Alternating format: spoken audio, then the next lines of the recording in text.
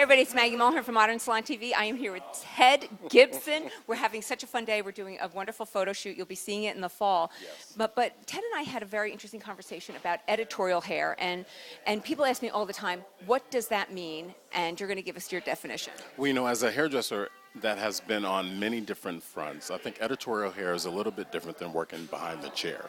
Because when I do an editorial for Harper's Bazaar or Lucky or Glamour or Marie Claire, all the major publications, what happens is that you have to be able to take somebody else's work and make it look good. Like behind the chair, you're actually going to blow out your own haircut, you're going to blow out your own color. When you work in editorial, you're actually working with someone else's work. So which means that you have to translate what they've done into your own and make it different each time. Like when you look into a magazine and you see, 8 pages of a fashion story and the hair can look similar and different at the same time, it's about manipulating the hair into a way that's sexy, that's modern, that the photographer and the fashion stylist and the makeup artist and the creative director and the subject want it to look really good. So I think what's great about editorial is that it's not necessarily that it's always avant-garde, because it's not. It's sometimes when you look into a major publication, what you're looking for is sex appeal and for it to complement the clothes. And it's collaborative. It's wonderful. Okay. And then my second question, because Ted is in the middle of working on his model, and I pulled him over here, is about celebrity. You are so hot right now. You are working with all the top celebrities. I know you just did Cameron Diaz.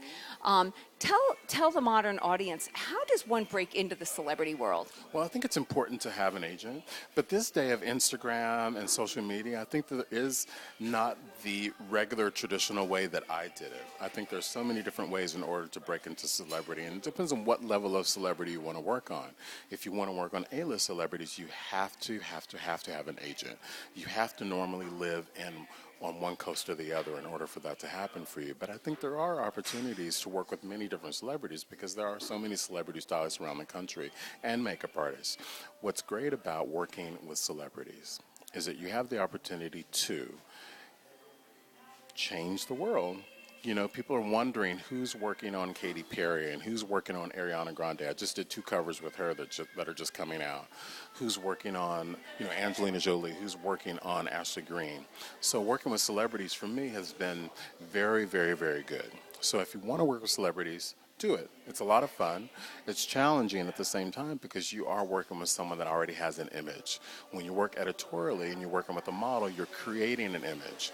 But what I love about my career is I love working with a new girl who actually is on the brink of changing who she is. And Lupita Nyong'o is one person that... You've been all over the place with her. Yeah, and that's what's fun about my business in particular in my career is that that's what I do is I am an image maker, as many of all of us are. But I'm an image maker, and what I do is I like to get girls when they're getting ready on the crest of becoming major stars. And I love to be able to help them with not only their hair, I like to help them with their image, which means hair, makeup, clothing, the way they're going to look when they are on the cover of a magazine, the way they're going to look when they are walking down the red carpet. I think it's a really special gift. And you know what, just in a nutshell, you said find an agent, but people say to me, how do I find an agent? I know that's a big, long question, but can you wrap that up in just a couple seconds? I think finding an agent is seeing every single agent in New York City or Dallas or Los Angeles and find who's going to be the right, because it's all about the booker. But I mean, you have to have pictures. You have to have a great Instagram. Yes, you have to have a great following. You have to have Instagram. You have to have a portfolio. You have to have a body of work so that you can show them what you can do, because that's essentially what a booker wants. And you'll Google hair and beauty agents, New York City. You get these names, and they don't want to hear you. They don't want you to call. You email them with that stuff. And if you're going to send your Instagram, make sure it's not a bunch of selfies. Right.